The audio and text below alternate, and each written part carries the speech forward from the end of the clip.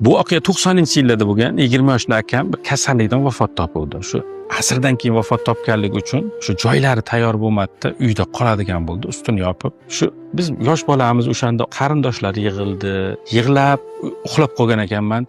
Ertalab turdim, onamni izladim. Onam bechora shu devorga orqasini berib, oyog'ini cho'zib o'tirgan ekan. Borib qo'yniga kirib o'tirdim. Bag'riga boshimni qo'ysam, xuddi samovarda qaynagan suvda ovoz keladi-da.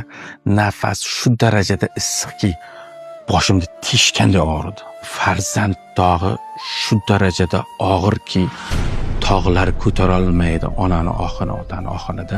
Men bu fikrda demoqchimanki, bugungi kun yoshlariga, yigitlariga shu bilagida kuchi bordir. Ko'p narsaga boshqa bir o'lim degan bir soxta o'zidan qahramon yasayotgandir. U o'zi uchun yashamayotganligini, uni ham mo'nis bir onasi kutayotganligini, onani tirik o'ldirmaslik uchun ham u tinch yurishligini yoshlarga tavsiya qilgan bo'lardim. Bezovta bo'lar onam